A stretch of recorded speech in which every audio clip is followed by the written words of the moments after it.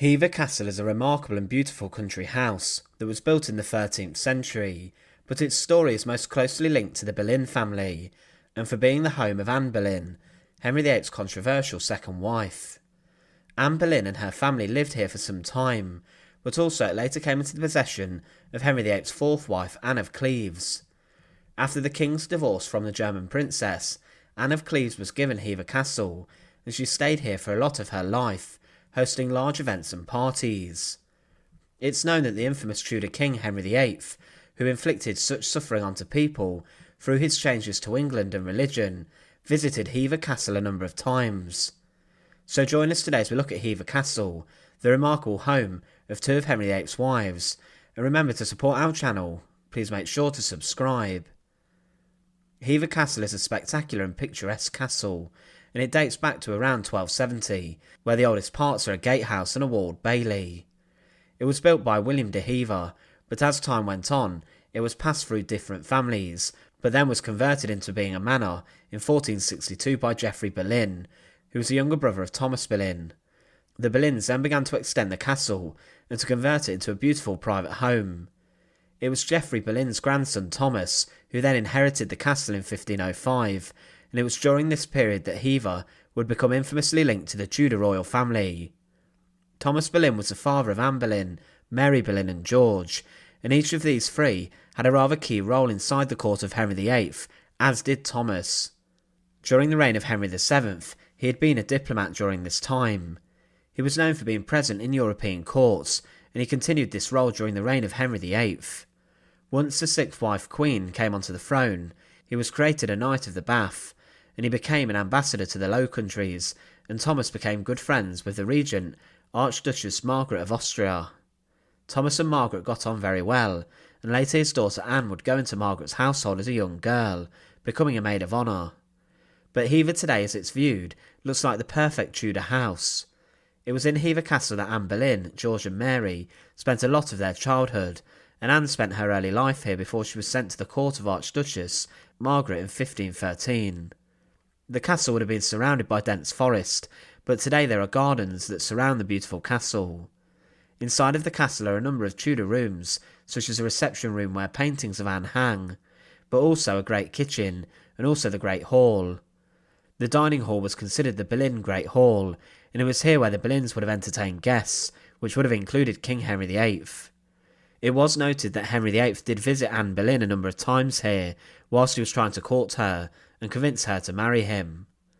In fact, the castle even had one of the king's personal and private locks, which were placed on every door when he visited to guarantee his safety from outsiders.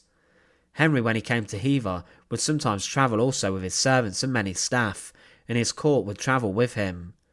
This meant that the huge spectacle of the royal court would arrive with him. Anne came back to Hever a number of times while she was at court to get a break or to entice the king, as he would miss her while she was away. She was skilled in the game of courtly love and knew how to get what she wanted from the king. Henry VIII would later get what he wanted from Anne, her hand in marriage, once he had divided England and changed the country forever. Henry split from Rome, disregarding the Pope as the head of the Church and claiming himself as the supreme leader of the Church of England. By doing this, the Pope, who refused his request to divorce or annul his first wife Catherine of Aragon, had no power, and Henry could do as he pleased. Anne married the king, and then they had a child, the future Queen Elizabeth I, but Anne's story ended in bloodshed at the Tower of London when she was beheaded by a French swordsman. As Anne rose to prominence within England, her family came with her too, and Thomas Boleyn, her father, along with her uncle the Duke of Norfolk, were given grants of land and prominent parts of court. Her father and uncle in particular was even involved in the deliberation and trial of Anne to bring about her death inside the Tower of London, as she had been accused of adultery, treason and incest. But Hever, after the downfall of the Boleyns, then passed to another one of Henry VIII's queens. The scandal regarding Henry VIII's fourth marriage to Anne of Cleves led to the king to execute his closest advisor and friend, Thomas Cromwell, who previously orchestrated Anne Boleyn's downfall. When Anne of Cleves came to England, Henry, who had agreed to marry her, did not find her attractive, and he later annulled the marriage on the basis that the marriage was never consummated. But because of the preparations and organisations for their match, Henry could never back out, and he was forced to reward Anne of Cleves, a German princess, with large amounts of land and property once their marriage was over. One of the most liked pieces of land she was given was Hever Castle, and Anne of Cleves spent a large amount of her time there.